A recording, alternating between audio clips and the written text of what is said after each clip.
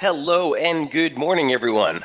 Welcome to this live intraday strategy webinar on SB Trade Desk. Today is Tuesday, April 3rd. Michael Boutros here with you this morning. Great to see you guys in the room. Chen, great to see you. Iman, Jaya, Kelly, Chris, Pete, Pooja, always a pleasure. So here's the deal. It's the start of the month, start of the quarter. Saw a huge day yesterday, right, in equity markets. Obviously, the low that we saw in the S&P, if you're tracking on the intraday charts we've been following, did come at a very nice slope. So I'm very weary here because we've seen that despite that huge surge in volatility, um, largely FX seems to be kind of nestled in its own little thing. Now, obviously, the yen pairs have seen an outsized move, so we'll take a look at that. But we still have the RBA on tap tonight. Aussie dollars, kind of my baby. I've been cradling that one for a while. Actually playing a little on the short side, but we're trying to get some sort of conviction near 76.30 or so for a reversal, a low, or a break. One of the two. So still kind of tempting. Want to see some sort of exhaustion low near that region, but RBA is on tap today, so we'll talk about the implications for that. We'll go over the DXY, dollar CAD, sterling CAD, and Aussie from last night. Dollar Swiss. Take a look at gold. Big rebound yesterday off of an interesting level as well. And dollar yen, which just saw some yen strength across the board. Obviously, we'll go over the SPX levels as well. And that's all that's on my list. So if you guys have any other questions, trade setups you'd like to review, as always, feel free to throw them on the message board at any point. All right. Let's jump right in. So before we do, hey Dagon, thanks. Great to see you as well. Yeah, I got your email. Not really sure what you're referring to, but definitely feel free to ask any specific questions here, okay? You're in the right place. So for tonight, obviously, there's still a pretty big week of central bank speakers that are on tap. Here's what the schedule looks like for the rest of the week. You have Kashkari, who's on later today, but the policy meeting for the RBA late tonight in New York is going to take center stage. And we got some research from our associate company Prattle. I just wanted to read to you on their expectations for the RBA, Reserve Bank of Australia, tonight. They say likely to hold rates, issue a neutral statement. RBA sentiment has steadily declined from hawkish to neutral since late 2017. This week's policy meeting is likely to further nudge policy toward neutral as trade war risks loom.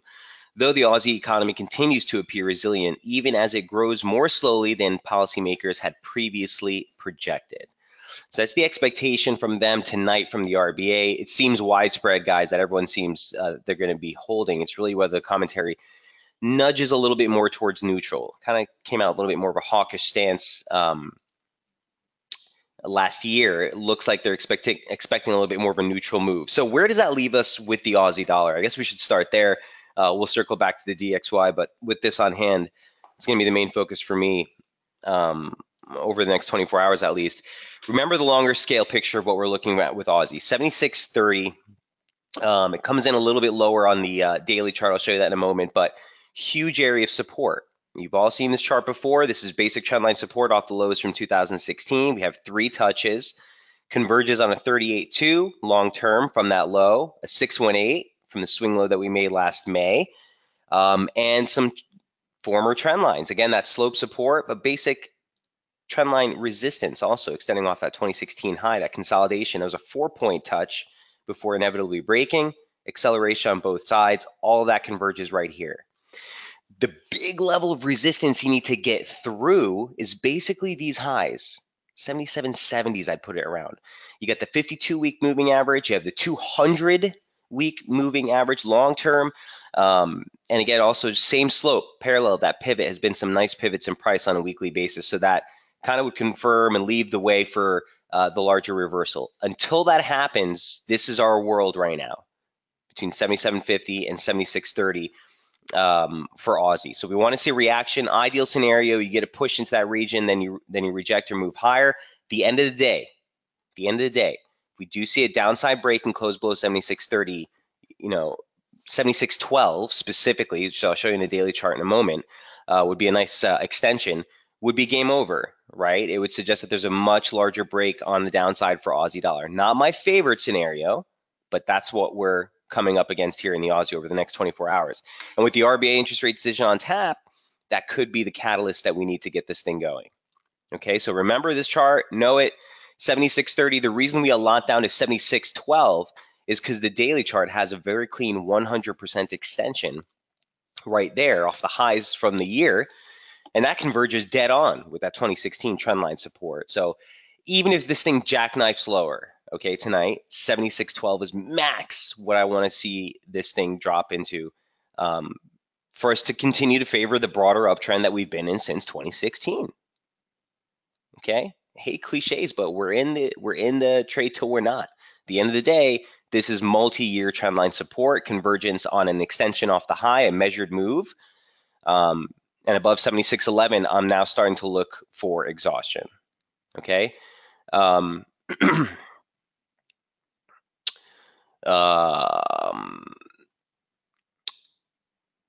says, or Mark, you're right. What am I saying? He says the RBA was last night. It changed weight up tonight. Yeah, you're absolutely right. I'm so sorry about that. I was reading this note from earlier in the day. So we did get that no change, right? Either way, look for the 76.36, 76.11 level still. Okay, we have NFPs on tap. The problem with the trade as far as, well, I'll move to the dollar in a moment. My problem with just trying to favor the long side here is we did turn from a good spot, but I'm still looking for that sort of washout move to clear out the shorts. Keep in mind that markets are still basically poised for the long side, which suggests that we should be kind of concerned about crowding on the long side from here. It could move, but here's what it looks like. Give me 1 second. Just testing quickly, taking a quick look at the sentiment report here for Aussie.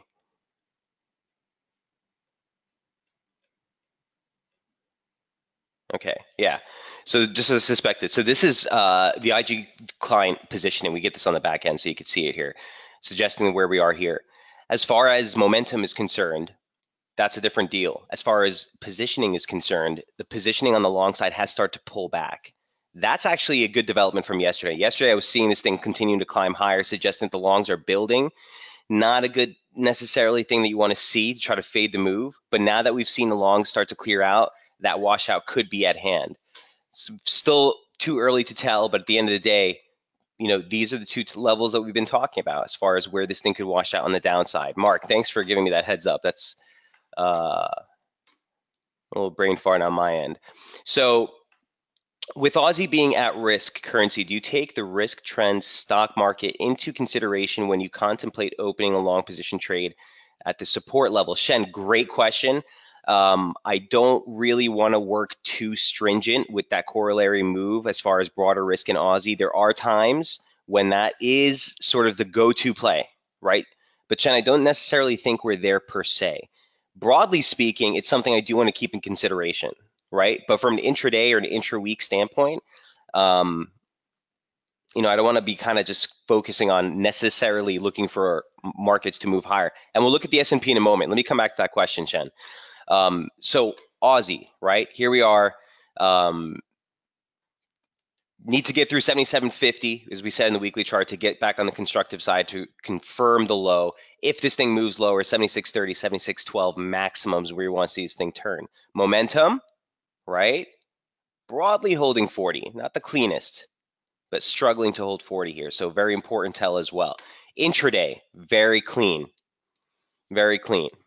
Near-term downside channel that we've been looking at hasn't changed, an embedded one just from the highs that we made mid last week. Also in focus, continues to highlight that critical region is where the max should be. Here's topside resistance, 77.13. And if you guys read on the update from last night, 77.14 right here. Okay, that should really open up the top side targets as far as the long is concerned. 77.30 is really the fuel that'll open the March open. You don't really want to stress the March open right now because we're past that level, but basically 77.60, 77.80, both nice levels start taking off a little off that trade if we do break out. But here's your initial resistance zone that you need to clear, okay, to get this thing going. What you do like about the momentum signature is a rebound rather from oversold conditions, finding resistance at 60, finding support at 40 on the pullback. Now, if we get this rebound breaking through 60, that's a market reversal in the momentum profile, okay, and it would fuel further upside. Now, again, we'll come back to the DXY in a moment, and I do want to go over the SPX for Shen here, but any questions here on Aussie? We're basically looking for confirmation that an exhaustion low is in play. Ideal scenario, you still get a drop into 76.30 or even 76.12. At the end of the day, a clear break above 77.30 puts us right on course. Okay, 77.80, even 78 would be a nice 618 retracement of that near-term decline. Also on this breakout, if it does materialize, you'll look for some slope, something to give you some sort of guidance on a structural advance.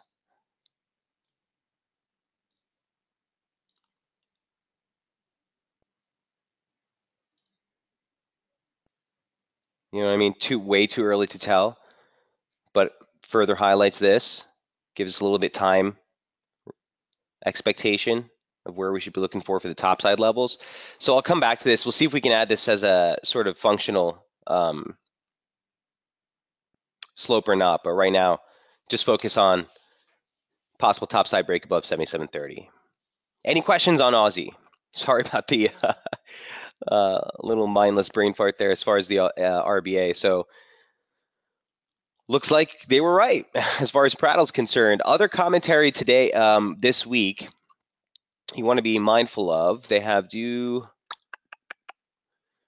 some commentary here on the Fed speech. I just want to read this to you. Of the 5 Fed policymakers scheduled to speak this week, Kashkari, Evans, and possibly Bullard are likely to sound fairly dovish, while Mester and Bostic are likely to sound a bit more hawkish. It goes on to say, on the heels of raising rates last month, Fed policymakers remain busy this week with the FOMC members scheduled to speak. Mester is likely to be the most hawkish, though Bostic could sound a bit hawkish as well. Evans and certainly Kashkari are likely to be a bit more doves. That's not a surprise. But the most interesting speaker this week may very well be Jim Bullard. Bullard has been largely silent since the start of the year, but given his tendency to be a bellwether for the committee, his remarks could indicate if the Fed's recent neutral tone is truly indicative of policymakers' sentiment. It's also worth noting that the U.S. Senate has put some pressure on the Fed to increase transparency. New Fed chairs often get reminded that they are merely agents with Congress as the key principal, and it appears to be that moment for Jay Powell. The only factor that makes this particular move unique is the emphasis on the New York Fed president's selection process, which the Fed chair does not control at all. And remember, we are getting a new New York Fed president. That's a permanent member, a permanent voting member. So obviously the appointment of that position is going to be something markets will be watching closely.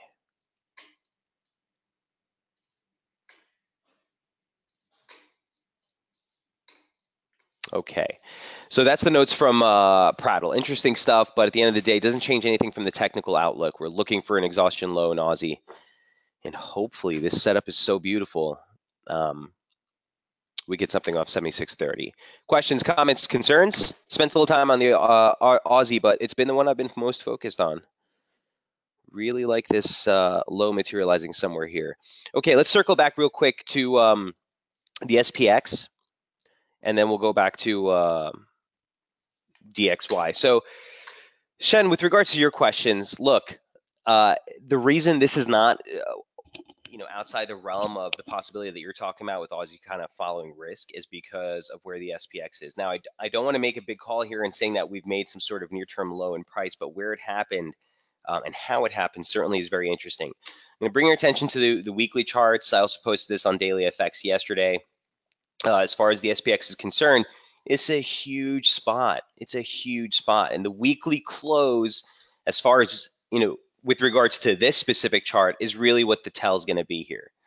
So we have a basic pitchfork we've been following from 2015, 2016. A little bit of a run through there, perfect touch, run through there. We broke below a slope of that same gradient, parallel right here, sliding parallel from that low, gave us the low for the year and converged on the 618 extension, or does converge right on the 618 extension. Close basis, if we were to close below this, big material risk for SPX. On an intra-week basis, you see that the 200, the 52-week moving average, okay, so the yearly moving average here, perfect tag of support yesterday. So what does that mean?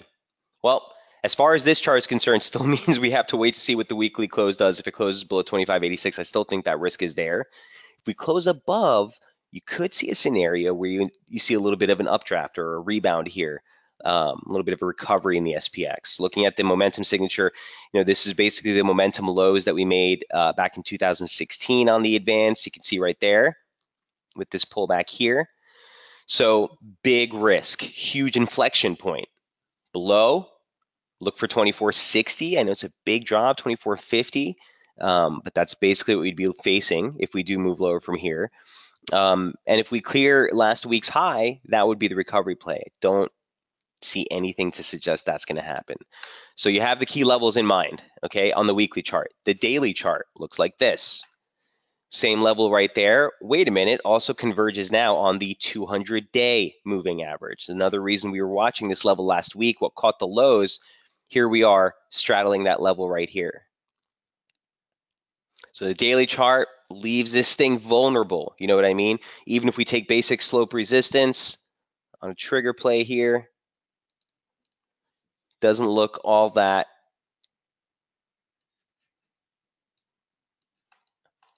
constructive just yet, okay?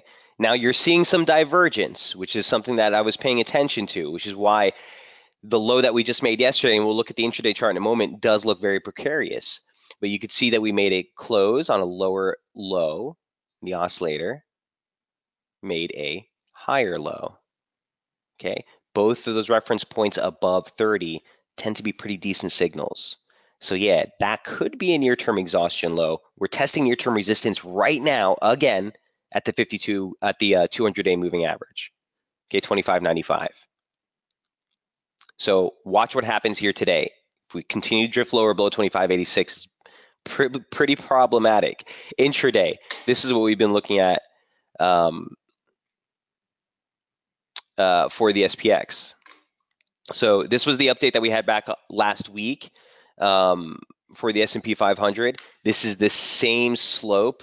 Nothing's changed. Talk about 25.86. At that point, 200-day moving average was right around 25.09. We came right back into that level. It held. Bearish invalidation, we lowered that to 26.76 this week, turned right ahead of that yesterday, and here's the plummet and break below. So we're back at resistance right now. Basically, the tell is if we stay below the low day close at 26.17 intraday, it would still suggest there's more downside to go. But look where this thing bottomed out. It came right into slope support. Okay, didn't quite get 25.89. And let me bring this into the 120 to look exactly what that chart looked like right here. Okay, so we basically bobbled, turned right ahead of here again, downside move. There's the median line, once again holding as support. Spike low, here's the rebound. If we break higher, you now lower your near-term resistance to right here. Downside targets remain unchanged if this holds. Bearish invalidation, you now lower that to yesterday's high.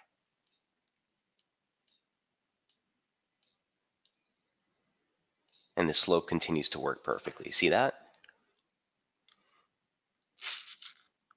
So the tell is early in the session here. If we get into 2600, look for resistance there. If we break back below 25.86, I still think you get the continuation, the resumption lower. Okay, 25.30, 24.90, 24.50 would be that measured move we were looking at on the weekly charts. Right now, into the US Open, I do think you look for that push into 2600, look for a reaction there. Low day close for the year, okay, still is the low day close for the year. Okay, we haven't broken that low. And that low day close comes in at 26.17. So you could see a scenario, Shen, to go back to your question, why this all started to begin with. You could see a scenario where, yeah, sure, SPX rallies a little bit higher, Aussie rallies a little bit higher, maybe even to the end of the week. Then you see that jackknife action either on the NFP give us that last low or fuel the breakout really validating that that low has been made already. So trading the turn, guys, is never an easy gig, right? We have to be cautious and approach it with a lot of respect because you're trading against the broader trend. We just looked at the momentum in Aussie that we see that pullback in long exposure, something you want to see, right? And the reason that happens, guys, you have to look at it from a trading mentality. The reason that happens when you look, um, let me bring that back real quick because I think it's worth noting here. So when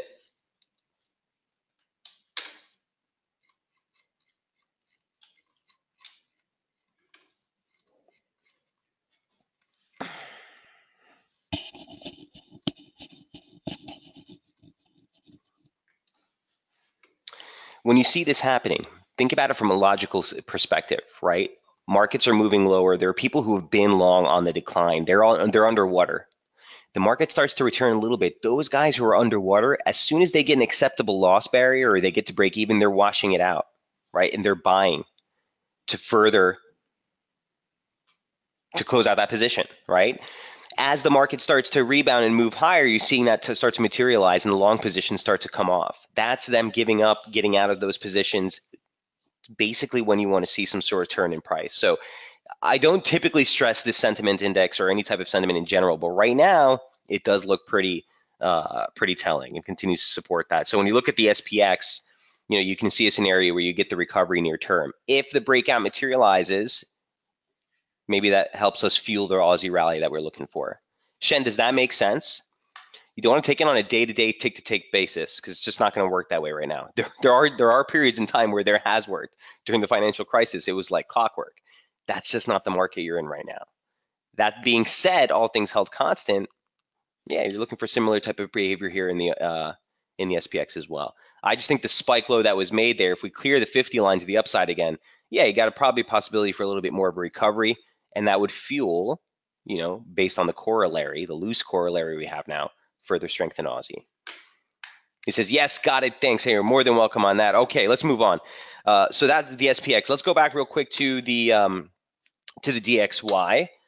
So here's what the dollar index looks like. It's just set a ridiculous weekly opening range, very, very tight. Here's the DX looks like on the weekly charts. We've been following this. We looked at it yesterday. With what we're doing right now and where the markets are at, I would not be surprised to see this thing move higher. Okay, 91.33 still our line in the sand as far as the analog is concerned. So maybe this week we continue to move a little bit higher first, check the 50 line, check 91.30 before turning lower. Still would be within the relative reference or the frame of the analog.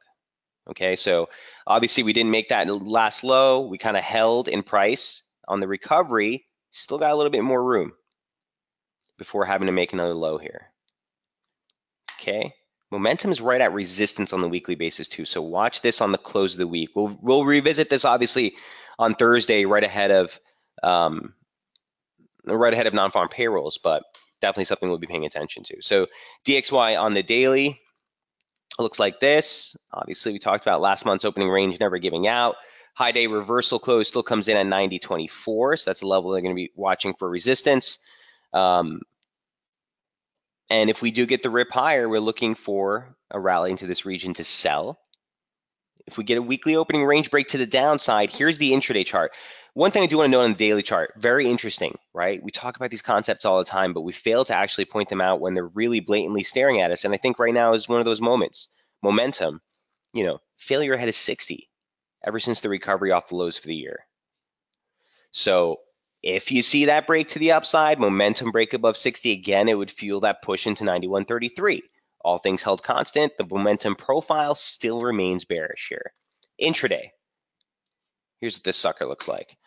So we've been working with this basic channel, right? This basic descending channel off the highs. Really nice parallel, caught the lows, raised or lowered floor there, excuse me. Here we are checking resistance, weekly opening range, pretty well determined. 90.21, right? That was the breakout level that we noted on Sunday, that if we do see the top side break, okay, expect that 90.50, 60.77. Again, 91, we'd start to look for resistance again. And really, for me, a firm break below 89.63 is what would be needed to push it lower.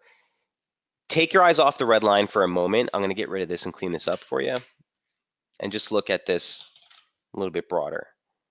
Okay, so this pitchfork that we added still remains something I'm watching. The median line caught resistance, that converges on the same level that was last week's open. Okay, and the 50 line comes in right there, that swing, which is what we were looking at to begin with. So that's what would need to break for us to start to look for a larger decline in the index.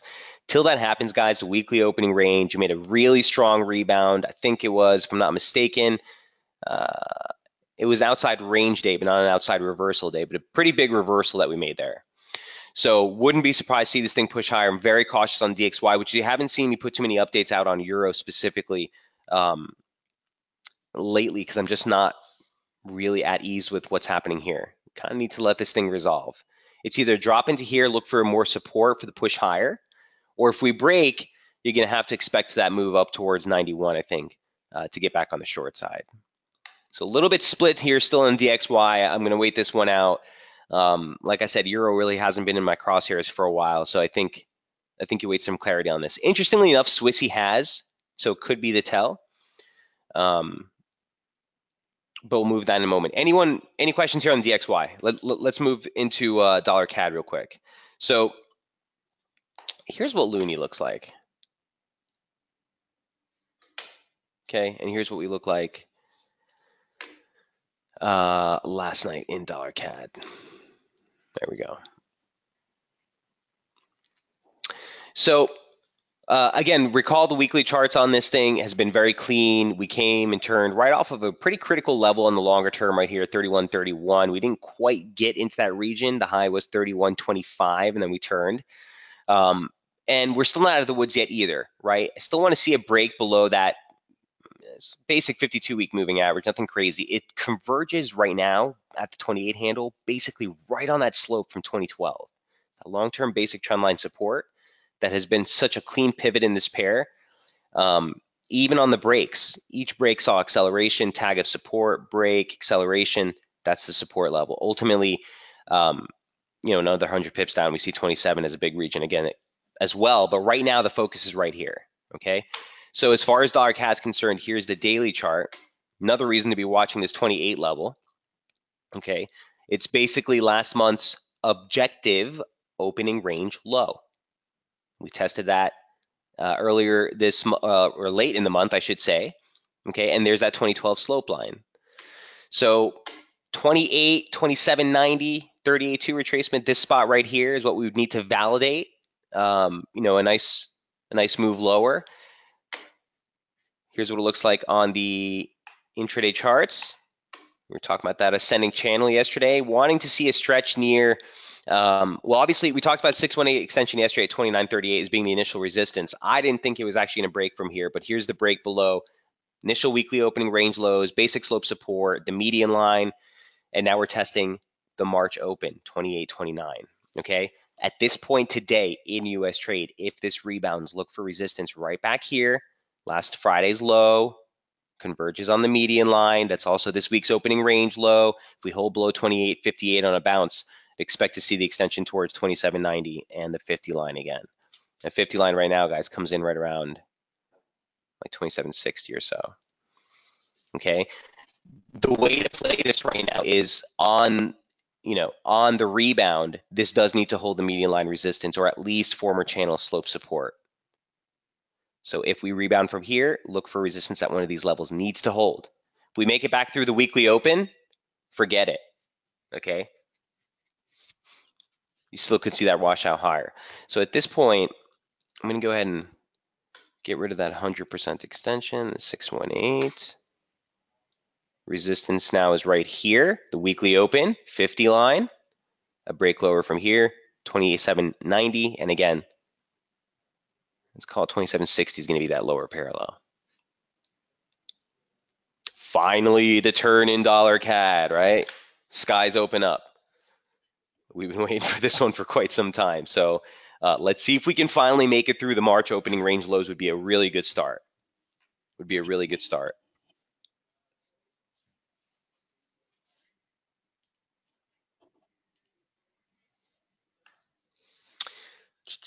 Questions on dollar CAD?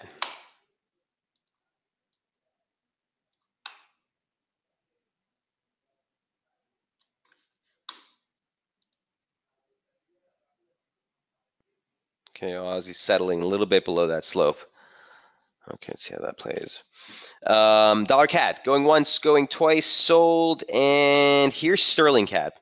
I know it's an interest. It's not a very common pair, and this is euro, by the way, just super ugly. I was kind of hoping this slope would hold. We'll come back to this if we have time, but um, sterling CAD, it's such an oddball pair, I know, but it's just been really, really clean, really, really clean. And we were looking for failure ahead of 181, 94, 93. We were talking about that yesterday. Here's a pound CAD look like. So, we're basically getting what we were looking for. We were looking for, if we're going to see a move lower, we want to stay under that region. Um, Reluctant to get into this last night, kind of kicking myself now, but turned right ahead of it. Sometimes if you're too meticulous, guys, you miss out on the opportunity. But anyway, here's the break below the weekly open. Looking for a drop into 80.25 immediately on this advance. If we have legs for the downside, should be looking for resistance right back at the 81 handle. Okay, 80.25, downside targets unchanged. 79.34 would be an awesome target if we break lower from 80.25 here. Okay, it's a 90 pip stretch to the next downside target. It'd be a 1618 measured move. Slope is right on that level, and that's your subsequent move. But again, so early in the week with all this volatility going on, heading into the U.S. session, I would be expecting some sort of give back here before we start to move again. So keep an eye here on pound CAD. The CAD strength story is pretty decent. Keep in mind, we still have CAD employment data on tap on Friday at the same time that we get NFPs, that double whammy employment Friday. Sometimes can make some nice fireworks for the CAD crosses. So keep that in mind. Still big event risk into the close of the week, but as it stands right now, if this break of basic channel support is legit, should be looking for resistance around 81 on this advance. Questions on pound CAD?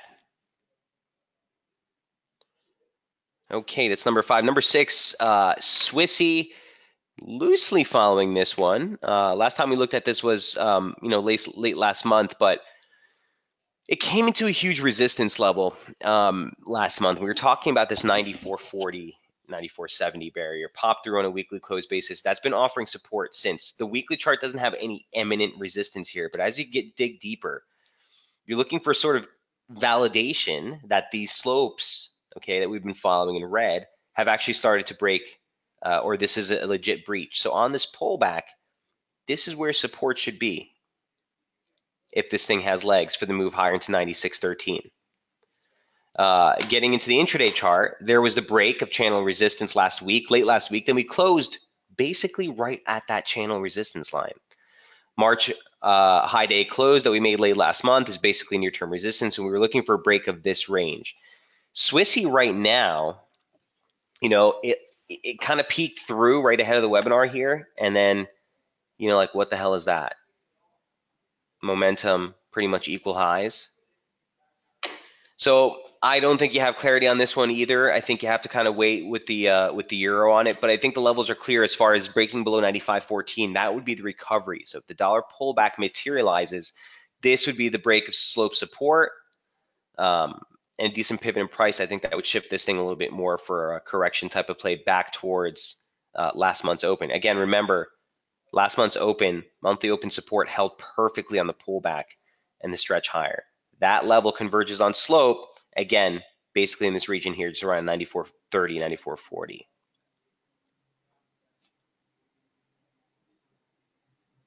So the turn, right? Same exact scenario, the turn. Do you want to sit here and fight this right now on the short side? I don't have that conviction. We just broke upslope support. Yeah, put a gun to my head. I do want to see this move lower, but at the end of the day, the weekly chart doesn't have anything eminent, like we just said. Holding things up here per se. And if we do move higher, 96.13 is going to be the next big level. It's your 100-day moving average, converges perfectly with the 50% retracement of the decline. We haven't been following the 50 line of this slope, but if you add the 50 line in there, it converges right on that same spot. You know what I mean? So, like, I don't have a play on this yet. I don't have a play on this yet. I'm looking for an exhaustion trade. This break below 95.20 is what would make it a little bit more of a conviction type of pullback. all things held constant, you have to allot the possibility that this thing's still going to go into 96, 96.13 on the upside. So not as quite as a conviction trade as looking for the Aussie turn is, in my opinion.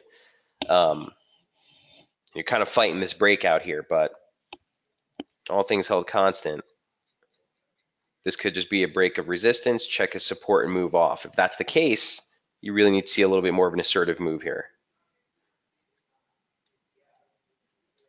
Okay. So that's Swissy. Any questions there? Last but not least, from the list before we obviously we'll jump into yen, is gold. So this thing's been very interesting.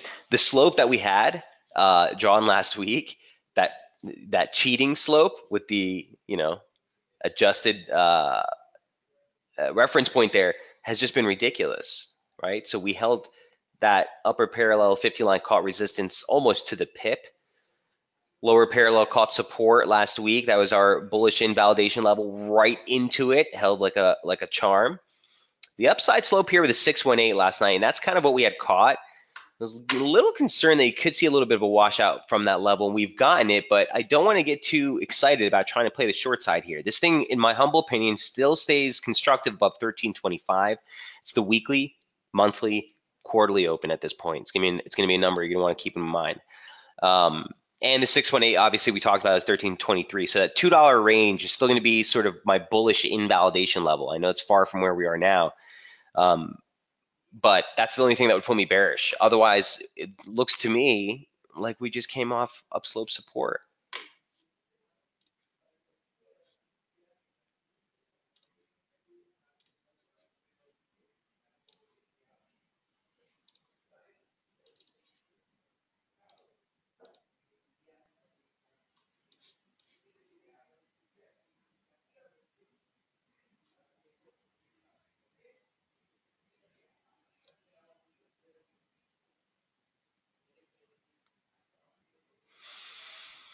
Don't get too hung up on the 50 here, but 1330 I think would be a nice entry. These levels I'll be watching. All right, see what happens at the U.S. Open today. This is still bullish inval for the record, monthly, weekly, quarterly open. But near term, see what happens to the open. If that breaks down, look for that 1330 level. Might be a decent entry for the move, but definitely the immediate risk here looks like he wants to pull back a little bit more. And the whole thing with the risk markets going on, it's so much is dependent on what's going on today, guys. Again, we just look at the SPX chart. This is really going to set the tone. Okay, it's early in the month, it's early in the week. Saw a huge spill off yesterday, but based on slope, based on support, just kind of came off a big region. So watch that risk tolerance today. If you do see a larger recovery, expect dollar or Aussie rather, or excuse me, gold to soften a little bit, right?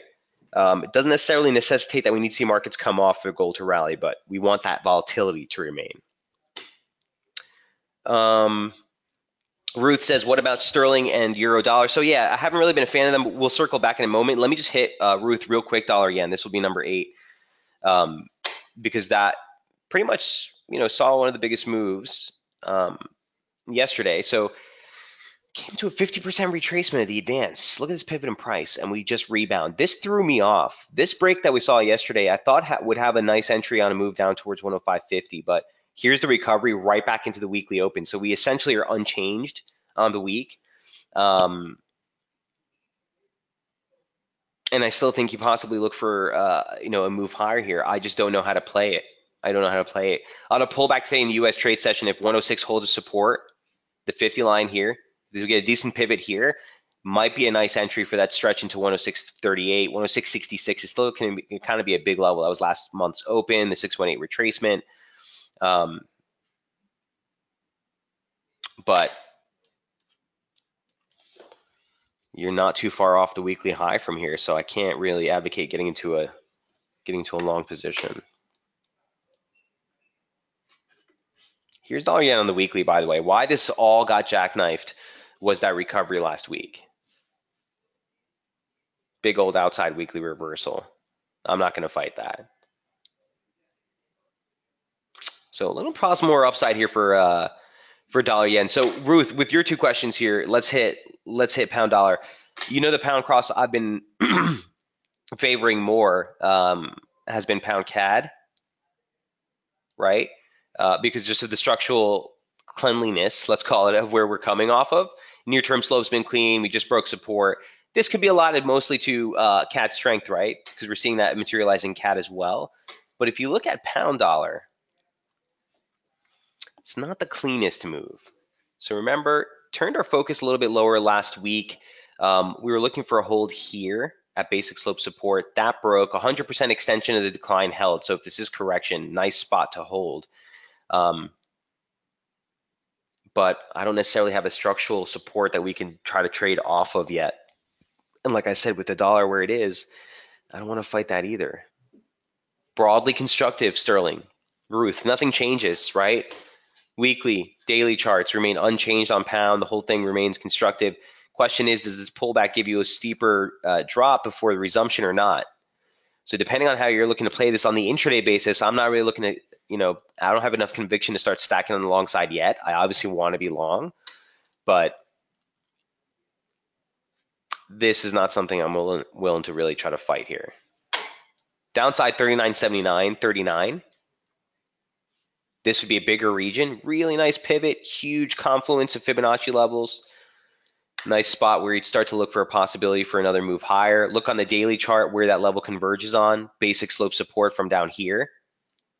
Same spot. You know what I mean? So for the correction, for the pullback, that would be a level of which I'd start to fight the long, or I'd start to look for the long side again on this, Ruth. But from here, I still, again, my personal opinion, I still think you're in a range. I still think you look for a move lower here in pound, at least before it starts to correct again or starts to resume again on the upside. Ruth, does that make sense?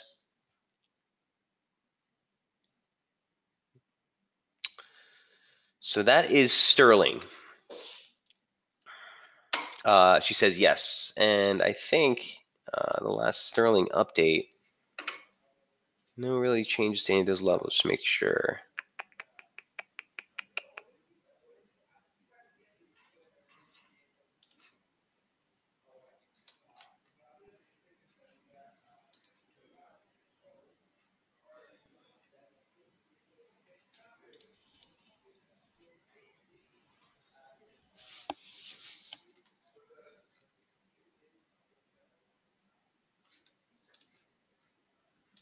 Yeah, take a photo of this. It's been a couple of days since I updated this on the intraday chart. So these are like the amended levels I've been working with, just really loosely over the last couple of days. Remember, there's that camera button at the top of your go-to webinar screen, guys. Always feel free to take a click on that whenever you like.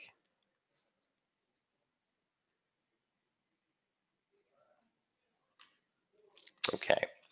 So what was the other question that you had there, Ruth? Was on euro. Yeah. So here's euro again. It's just you have to be looking lower on the immediate term. I think 22, 28, 22.40 is the level I would like to see. So here, I'm just going to walk you through kind of my thought process on euro. Again, I have low conviction on this, but for the last couple of months, we've cited it alongside bias above 121.67. Okay, that level is becoming a little bit more out of focus. It's still sort of this swing low that we made, but this basic trendline slope is kind of coming in ahead of that. Okay, so if we break lower here below 22.40, 22.30, you're probably going to see 21.67 in a hurry, but the weekly charts have had us in that consolidation, right, for quite some time. Daily charts look like this. Obviously that reversal candle right ahead of 16 momentum that we made last week did give us that risk to the downside. Here's your low day reversal, outside reversal close for March. Okay, that level comes in at 22.66. Basically, we're testing that, or we're going to be testing that forthcoming. So it could be a decent pivot, but at the end of the day, this basic slope takes you to 22.30, which is why I keep saying 22.30, 22.40. That's, until we get there, what are you going to do? You're going to chase here with a short against what? Against 20, like a 50 pip stop, if you're cool with that. But for me, it's either a move into this region and look to see a market reaction. And my favorite retracements and extensions, I tell you this, guys, every time I see it, 100 off the high, 618 off the low. Look at the exact reaction that we got on the previous March decline, this region. That now, that same region defines that basic November slope support. So for the euro, I think that's kind of the play, is to look for a reaction there. If it's going to rebound and show a larger resumption higher, that's your spot. If that breaks, probably got a much more steeper advance in the dollar, bigger pullback in the euro. And that would put 2167 back in view. But for me right now, the focus is just get into 2240, get into 2230, look for a market price action there. It should be a low tolerance region, guys, just like here. Okay, the market should either come into and rebound strongly, or if we break below, it's probably gonna be a pretty sharp decline. So for those of you holding shorts, it's an area to take something off the table, bring your stops to break even or better. Leave something on. Definitely leave something on at break even, a quarter of the trade, a tenth of the trade, whatever. Because if you get the break, like I said, it's probably gonna be a really sharp extended move. Ruth, does that help on euro? It's kind of the game plan for me. At least from this juncture. Ruth says, yes, thanks, and you're more than welcome. Let me just see what this looks like real quick, actually.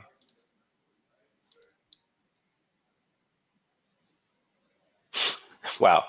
All right, so the 618 extension of the decline puts you right back at that 2226, 2230, same region.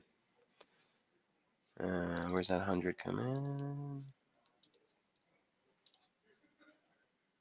A little bit lower would be that 100. All right, first things first. Resistance, weekly open high. That 618 line, that was the 618 line of the slope. Downside break. Look for a reaction in this region.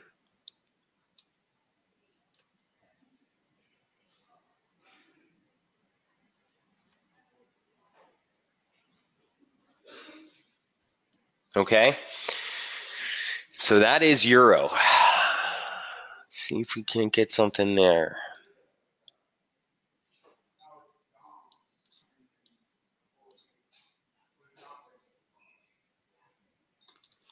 Okay. Dagon says, hey, Mike, I just emailed you a print screen.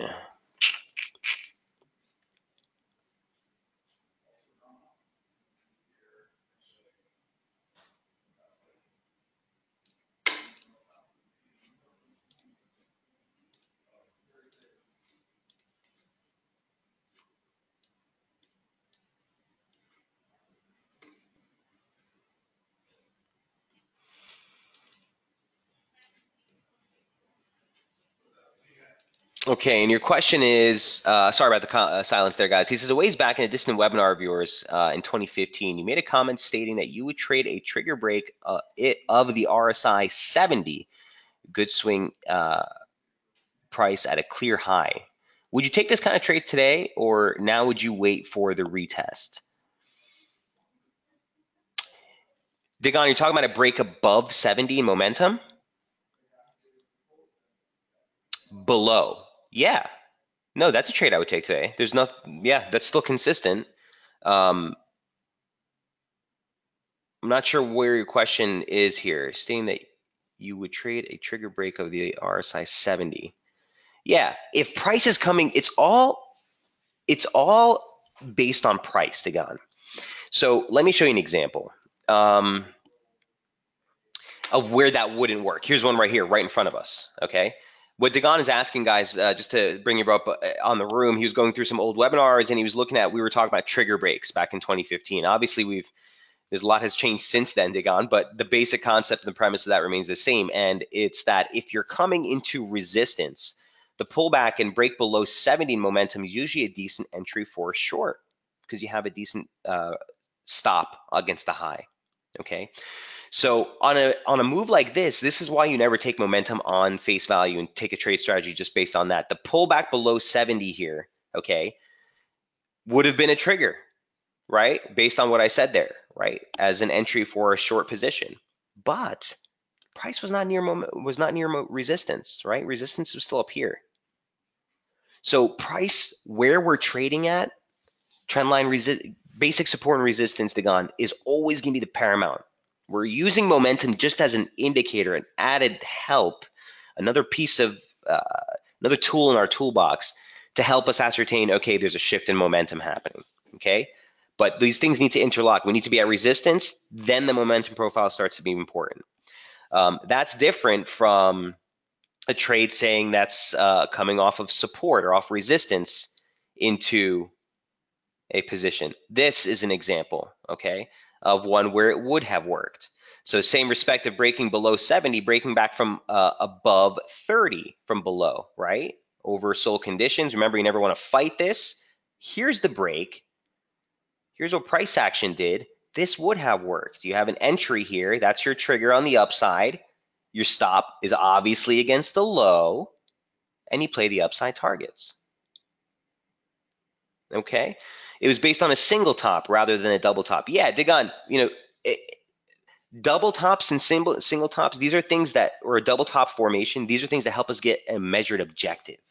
A double top will give you nothing as far as entry, right? It's helping you ascertain, okay, here's the next move, here's the next swing side of the move. Um, but when we're looking for entry, we have to be at resistance. That's when the momentum triggers start to be functional. Otherwise, guys, if you're just following the momentum trigger and you sell on every break and buy every breach, you're going to make a mess of things, right? The technicals are what rule everything. This is just an added tip, okay, on when we want to actually act or operate on that. So does that make sense? Here's another momentum breach above 30, right? This would typically be what? A long trigger, right? But guess what? There's no support here. We just turned against the low, but there's nothing structural there. There's no technical level there that I should be looking at. So what am I taking this long based on, right? So we always want to make sure that we're keeping things in sort of in a general, or keeping our focus, let's say, on what price action's saying more so than anything else. So Dagon, hope that answers your question. And great question. You know, he was bringing up, guys, the I guess this is a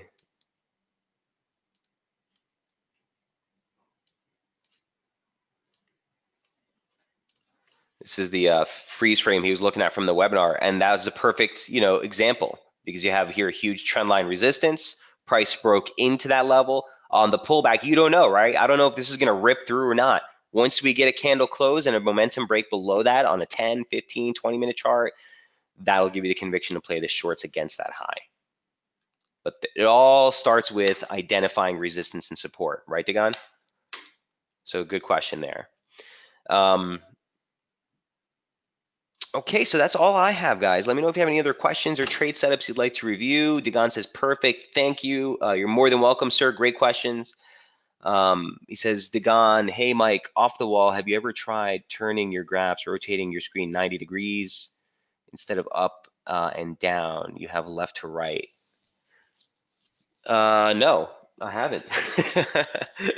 Because I have way too many monitors. I'm looking at 4 of them, so that's a whole ordeal, Dagon, on this side.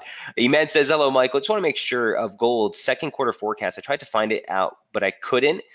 Iman, it's not out yet on Daily FX. I'm not sure when. It should be out probably this week, to be quite honest with you, but you have me live. You don't really need that, so I'll tell you the forecast right now. It's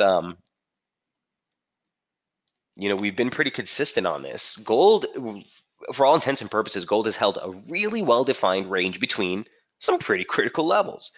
Yearly open support comes in at 1302. We opened there. We've tested it as support. 2016 high close comes in at 1366. We've tested it as resistance. It's now the yearly opening range highs. This thing is going to make a move, and when it does this year, it's going to be pretty big. Till we break 1302, 1366, you have to be looking at the near-term structure.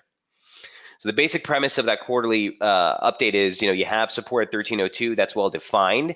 You have confluence support at 1285. It's already starting to move off that, but that's the 52-week moving average, and that's 618. That's our near-term support and near-term bullish inval. The broader bullish inval still is 1244. I mean, unless we break this slope, you're still coming off of every upslope support. This is a lowered floor. It's even a more bullish stance, right? So I think this consolidation, if we do see a downside break, not my favored move, but want to see support holds into this region. Ultimately, um, I think gold has a good year. Here's gold. Um, Obviously, we've been looking at the intraday chart. Here's gold in the daily. Could be a bull flag at play. Still keeps the near-term focus higher here, above 1309. Intraday, we went over this earlier, right? Above the monthly, weekly open, quarterly open, 1325. I still want to stay constructive.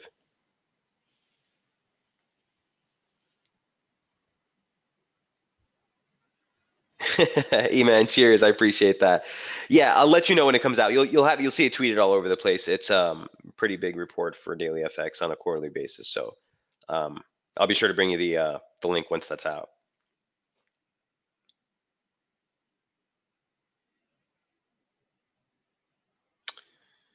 Questions, comments, concerns? Okay. So major themes. Watch the Aussie for the breakout. Sterling, want some clarity on that, but Sterling CAD needs to also give us that definitive move. That's continuing to move lower. It's a little bit lower. You come into a little bit larger support.